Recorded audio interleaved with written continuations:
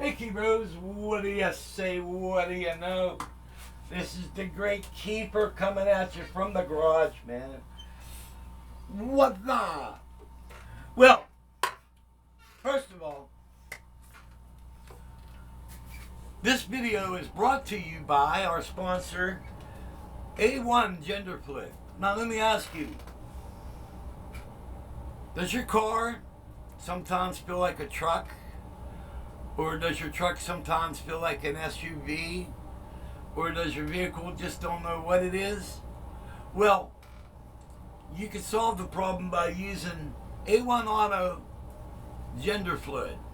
Alright?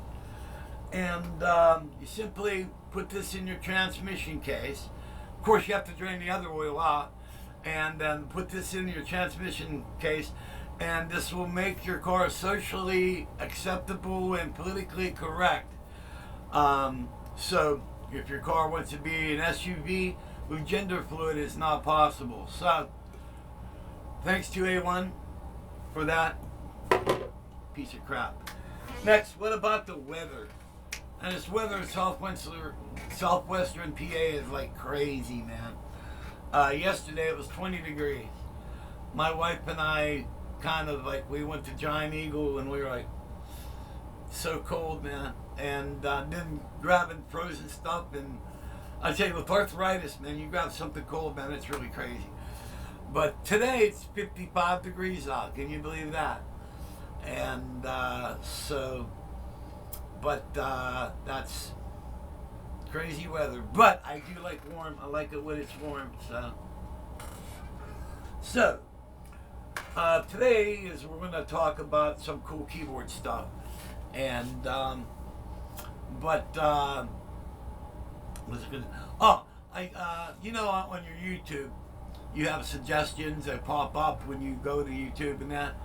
I saw a video yesterday which I thought it was the most dumbest thing I ever seen. And now, yeah, I'm old school. You know, I grew up during the time where all you had was an organ and an electric piano. But this video just kind of made me laugh and made me think, like, are people really that dumb? Or am I really that old? All right? And, anyway, the video was how to tell the difference between a Wurlitzer and Fender Rhodes piano. Like, really? Well, here we go. For those of you who don't know, we're going to use the Numa Compact 2X. Thank you. Oh, I'm going to do an impression. This is my wife when she sees me naked. Okay. Anyway, we're going to use the Numa 2X, Compact 2X. And this is a Wurlitzer. Wait a minute. Need it.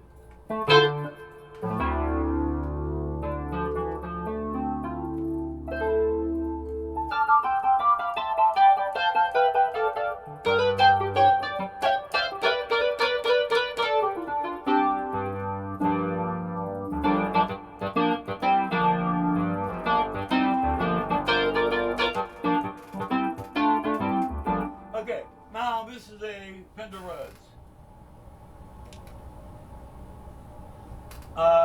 Fender Rhodes Mark II.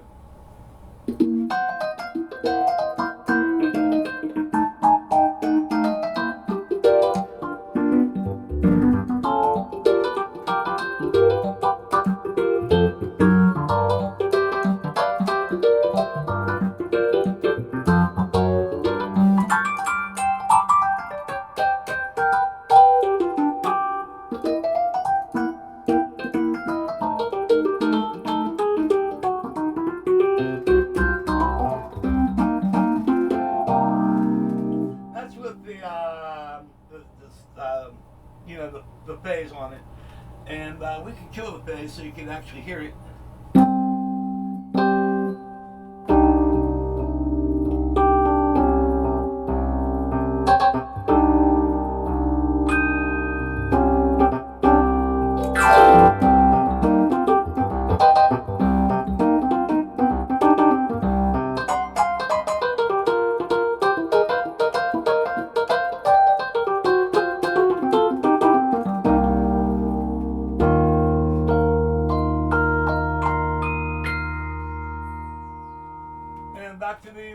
version, I'll notice that the Rhodes is more pingy, and the Wurlitzer is just like in your face nasty.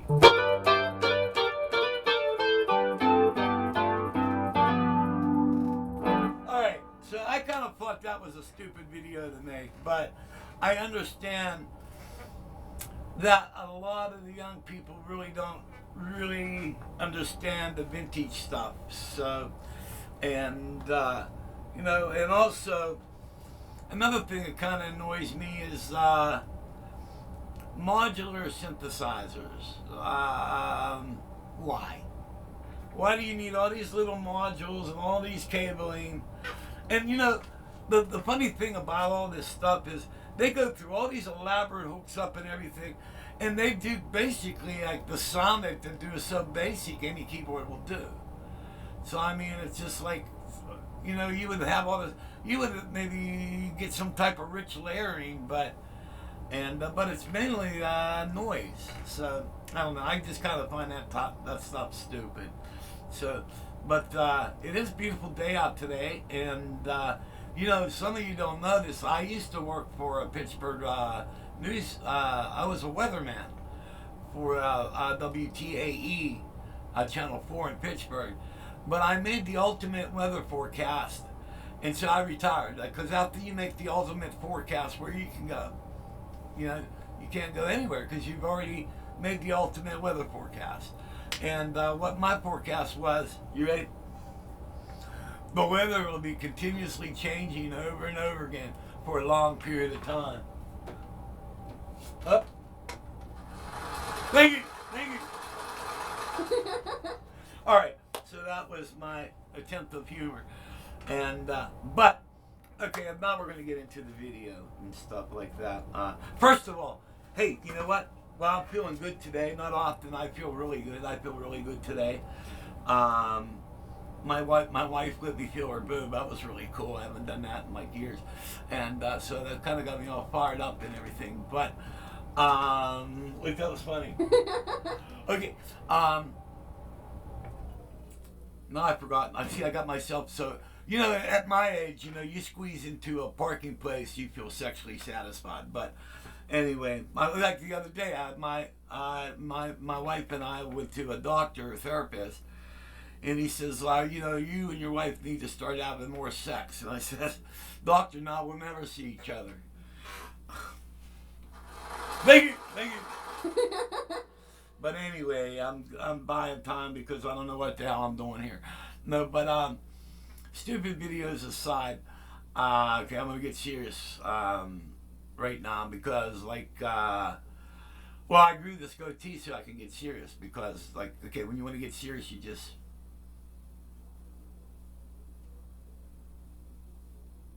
yeah. But anyway, let's talk about being a keyboard player. I think being a keyboard player is the coolest thing in the world.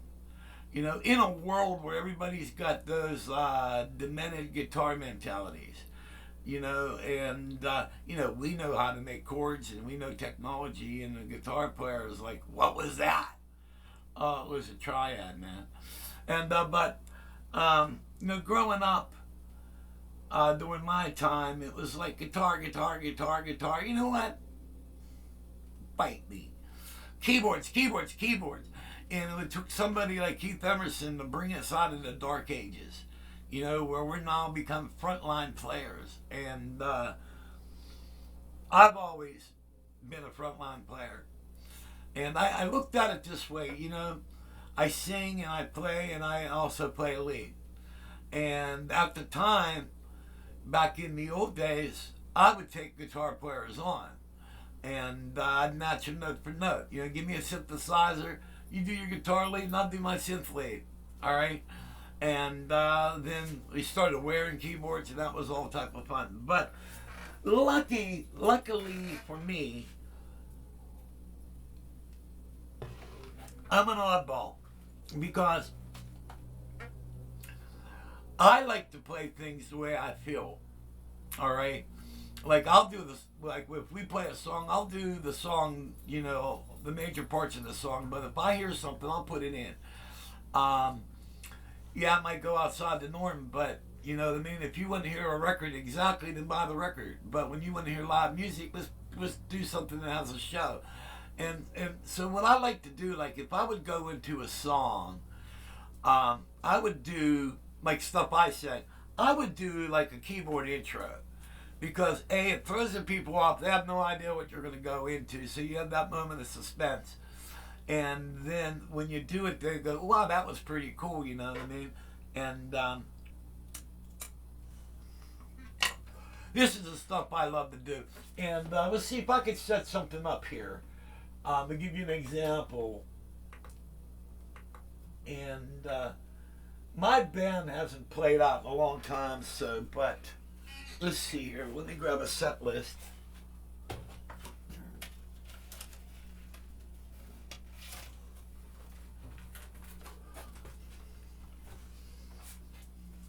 Okay. Remember that song, Ain't No Sunshine? It's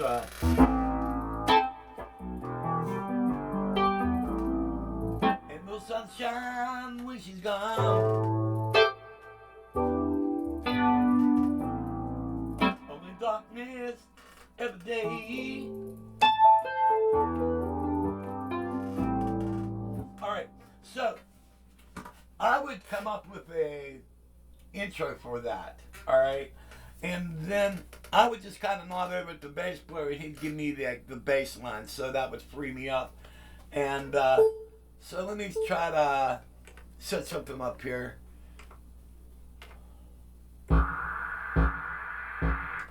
Okay, and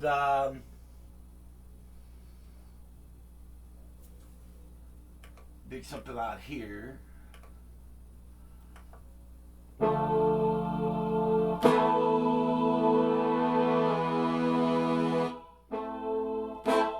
Okay, that should work. So I might do something like maybe a Wurlitzer.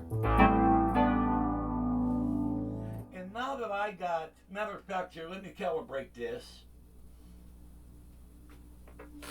And now that I got the Prophet 8 or the Behringer Pro 800, I'm starting to incorporate this in with a lot of the stuff that I'm going to do. So.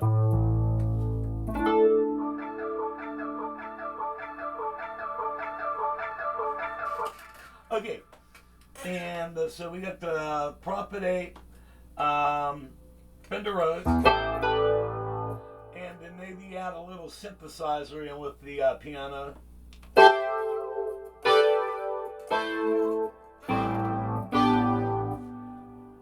And I'll hook this up. Yes, sir, we got this going on, thank you. And so maybe I would start Ain't No Sunshine out like this.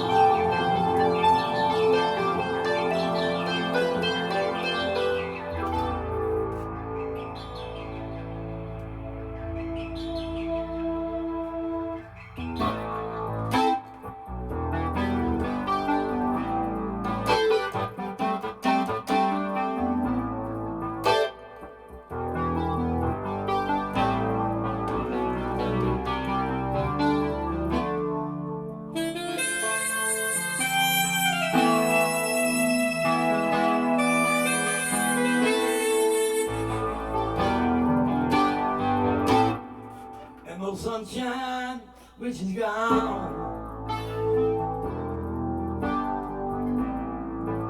Only darkness of day. And no sunshine, which is gone. House is dark and long. Anytime she goes away. Alright, and so I'll usually do that, and by this time the drums and the bass are in, but I'll do various combinations of stuff. And there's that one part where it goes, I know, and I'll usually do something like, I know, I know, I know, I know, I know, I know.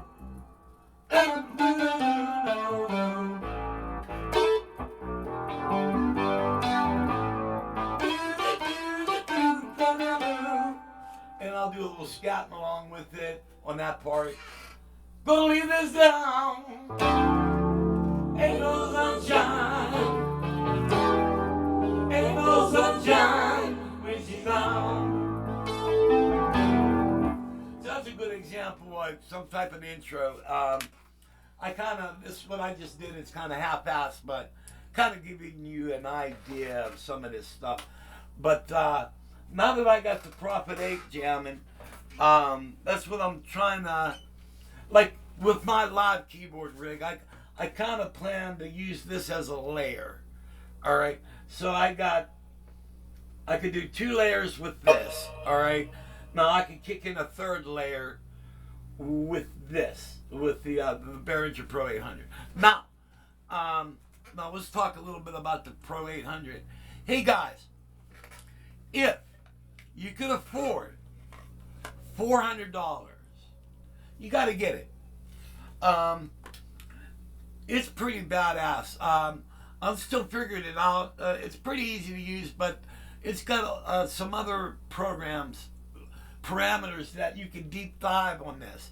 Also, some guy, I think he goes by Smudgy, I think. He made a editor for this, which is pretty badass. And then also, I just downloaded 300 more classic Prophet sounds from Behringer.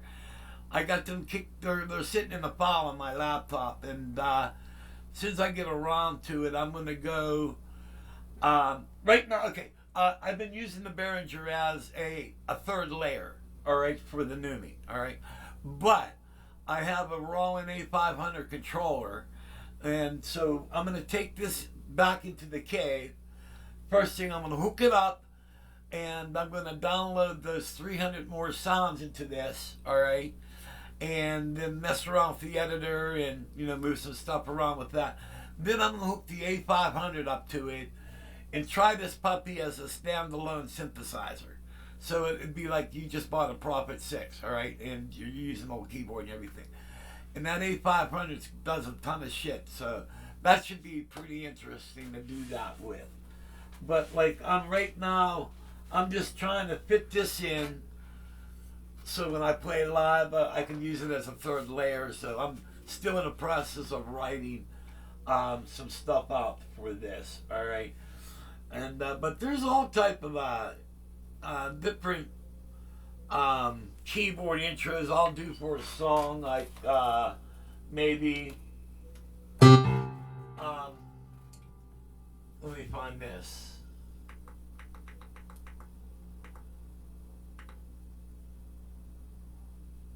Well, you know what? Well, I got this. What I normally do, you can't always get what you want. I'll start it off like. All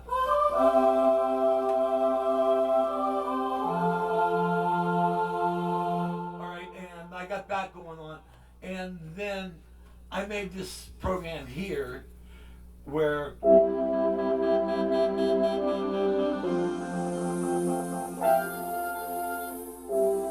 Also, if you play this a little bit harder,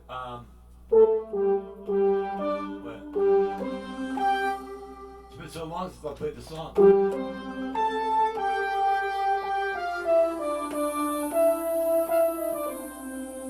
All right. So if I play this,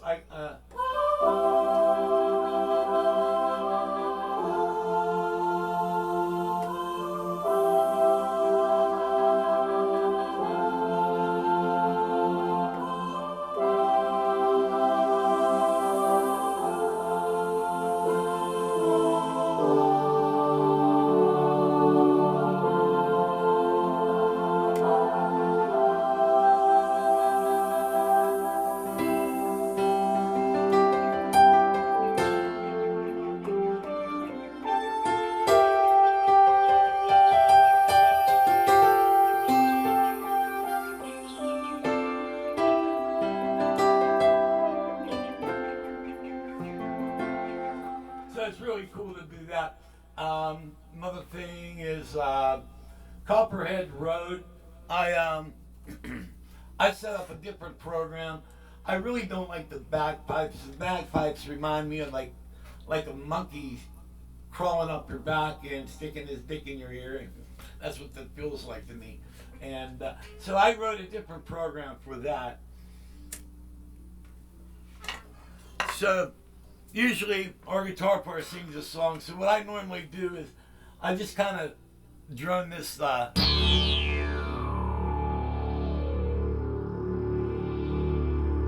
I'll drum this note out.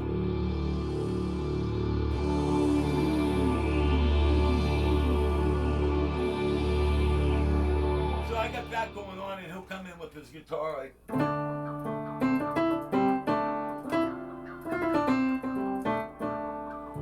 He just comes in with his guitar, then I come in and I kind of do this version of the bagpipes. The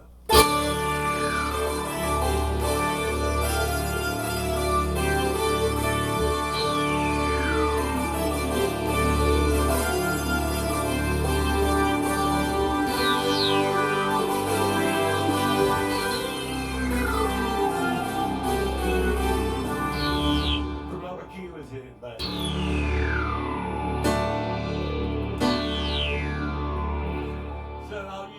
Something like that. Let me find this. Here we go. I do a song, Rockin' Ammonia and the Boogie Woogie Flute. Now you never know what intro I'll do for that. I may start off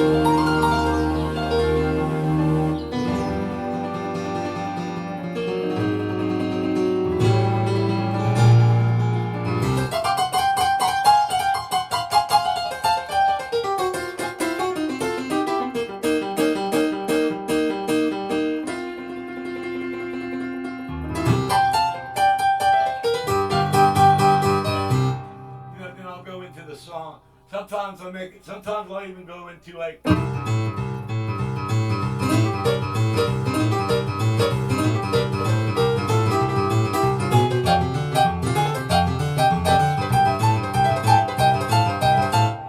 then I'll finish jamming out, then I'll.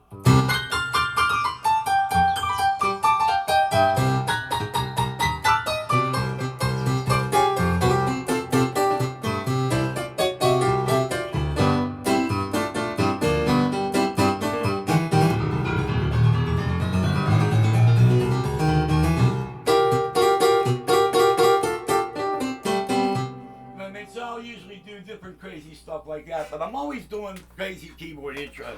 And this is like the stuff that, that why keyboards are so cool, because we could do so many cool things. Like, let's see, a good example would be like The Letter by Joe Cocker.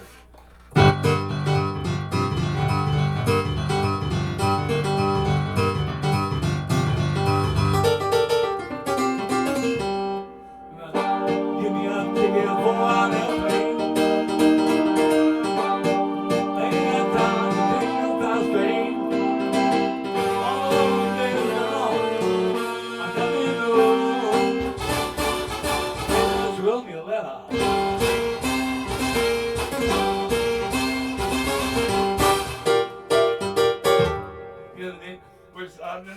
part where she wrote me, then I kick in the vocal harmonizers. Wrote me and said she can't leave without me alone.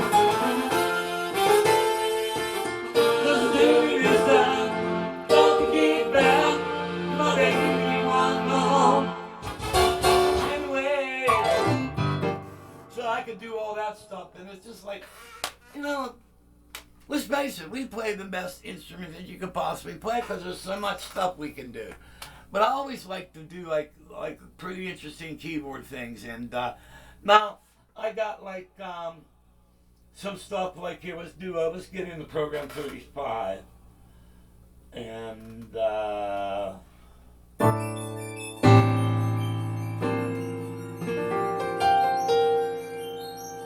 kill that.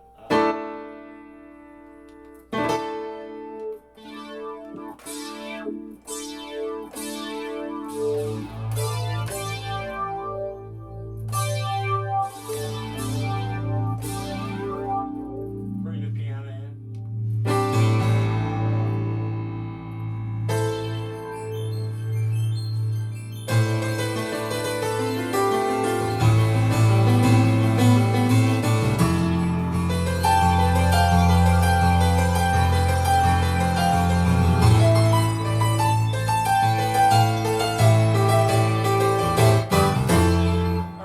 That stuff, and what can we do here? So let's try to find something cool here. And wait.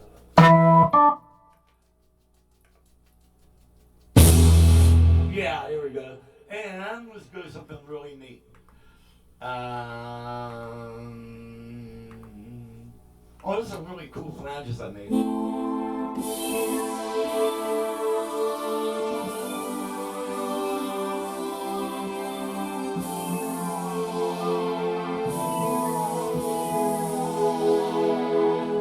Cool effect that. But here let me find the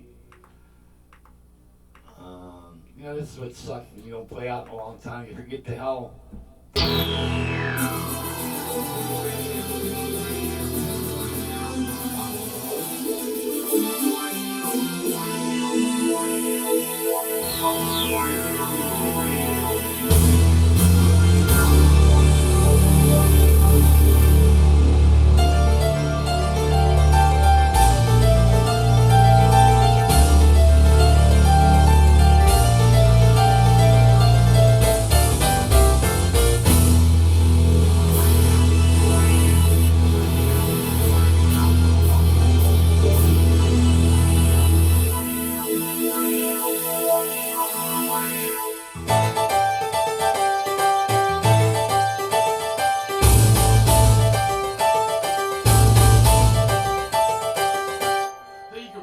Some really crazy things, yeah.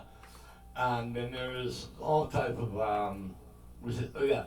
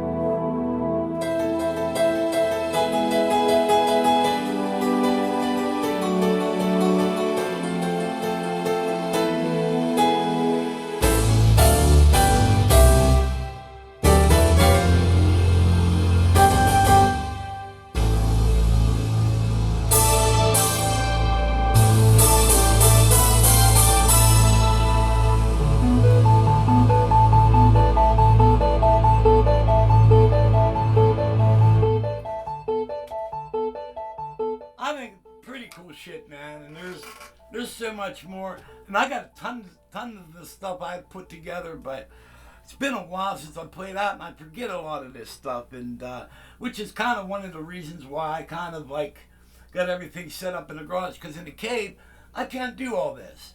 You know. Then I got some kind of cool combinations I want to work in with this Pro 800. But also now, when I bring the Pro 100 back into the cave and load in those programs, then that editor, some guy named Smudgy, made it. Oh, you know what?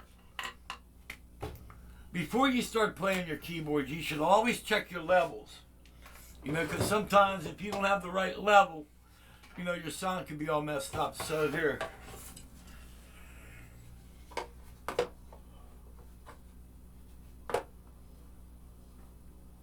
That's a pretty good level on this board.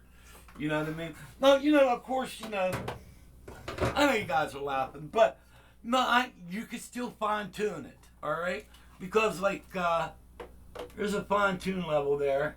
Now, as you can tell now, with the fine tune level, it's kind of like you can coarse tune this a little bit, all right? But if you really want to fine tune your levels on your keyboards, then you need the fine tune level, this guy here, and you can just kind of put that up here, which is pretty cool. We're fine tuned in, so that's really good. So, but anyway, getting back to this guy Smudgy, he made an editor for the Pro 800, and you can like say if you have a Pro 800 and I have a Pro 800. And a couple other friends have Pro 800s, and we all downloaded Smudgy's editor. Then there's an export button on it. So you can pick all your sounds that you want to export to somebody, and you can put them in a file. Then you put in the people you want to send it to, and this is right off the editor. So say if I could say, hey, Sinjin, man, I made some sounds I want to give you, man. And then he goes, okay, man, you send me sounds and I take. And so you just hit export and send. And so I could actually send you a whole shitload of sounds. Then you can send me sounds back. And you can do all type of crazy shit, man. It's like really cool. So this has kind of opened up a lot of stuff.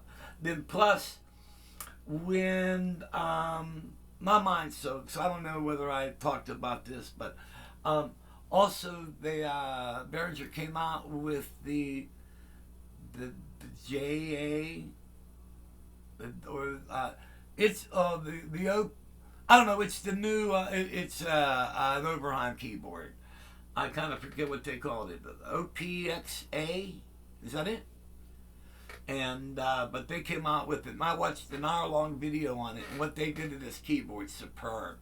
And you can buy one brand new for about $1,400. Right now, I think they either just came out or they're going to be out. All right. And but I want to get one of those and stuff. But also, getting back, when I bring this into the cave, I got that A500, and I want to hook it up and make it a standalone keyboard to see how well it does. And I got my effects unit built into the rack here. So, if you guys have followed me and watched how I built this thing in the rack, you'll know what I'm talking about. And so it'd be pretty cool to have that, the A500, and see what it does as a standalone keyboard. So I could put it like in a rig if I just want to use it like a profit keyboard, then I can do that.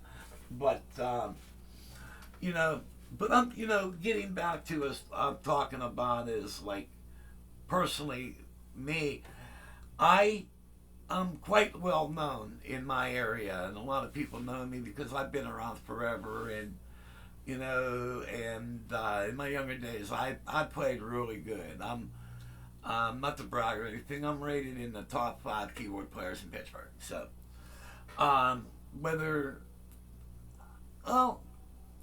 back then when that survey was taken, I could kind of agree. I mean, I've been playing so long. If I can't be confident about my playing, then I should have quit a long time ago. But I'm not that good anymore.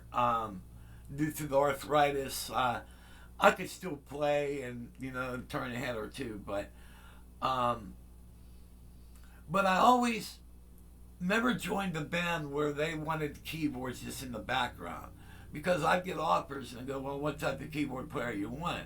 If you want a guy to sit and way in the back of the stage and play chords all night, I'm not your guy. I'm a performer. I need to be out front. I need certain quota of leads. I need a certain quotas of freedom where I can do intros and and if you're smart, you realize it's not that I'm a hog. I'm a hog, yeah, but the fact is when you look at the band, all right, you can only look at the guitar player so long until you get bored. If you got one guy singing all night, you're eventually going to get bored. But if you have everybody in the band that has a little niche and they do stuff and the audience watches what they do, that's more ammunition in your gun. That makes your band that much more entertaining. And but a lot of bands, they want to stifle keyboards. They just got guitar. Well, good example, look what Billy Powell did to Leonard Skinner. He added a whole new dimension to that band. And if you're a Skinner fan, and Billy started out, he was like in the Emerson, Lake and Palmer, and yes, that was, and then they said, well, maybe you could tame it down a little bit, but fantastic keyboard player. But good example, my buddy plays in a band called Six Gun Sally, and according to what they tell me, they're climbing the charts in Nashville. I think right now they're at 50 on the charts. And they're going up with a song called Take a Ride. And Danny's a better keyboard player than I am. he's fantastic. You know, really good player, and he'll tell you different. But you know, I'm a multi-keyboard player where Danny's a piano player. I'm good at doing all the different keyboards, and so I mean we're kind of different. What, tomatoes and oranges maybe, I don't know, but anyway, great player, chops off the ass. He goes in, and the guy who's producing the band's a guitar player. So Danny came in, he put all his keyboard parts in, and they're getting ready to mix down the album, and they pulled all his keyboard parts out. I was like, what the? But they're always like, they abuse keyboard players. And now I fill in with the band occasionally. I'm like basically Dan's understudy, and I'm supposed to, he's getting a knee operated on in January. So if any gigs come up, you know, I may take off on the road for a period of time to play with these guys. But, you know, I could never play in a band like that, you know. But you know, by just making it all one dimension guitar band and not even lit keyboards. I mean, I just demoed a couple of little things that what I can do, you know, what I could add, and you know, and usually when I play in a road band, if you have the freedom, I become a character. You know, I know one band I did the doctor thing. I wore a lab coat and I was the mad scientist, like, you know, and. Or I can do a cape and like kind of, you know, but you create a character which adds more to the presence of your stage appeal. But I don't know, it's, music today is a different animal. More emphasis on technology rather than playing too. So, but anyway, that's my video today. I hope you guys enjoyed it. I kind of had a lot of fun, and I'm gonna do some sequencing now. And I think what would be cool is maybe write a sequence on one of the chromes, then bring the chrome in and fire up the B3 and play along with the B3. I got a killer B3. I got a 1962 B3 that was bought brand new by my brother. He bought it brand new at Joseph Warren's in Pittsburgh. And I got a 145 customized Leslie with it. So I think that'd be pretty cool. Let me know, drop in the comments what y'all think. Thanks for watching, and may God bless. See you later.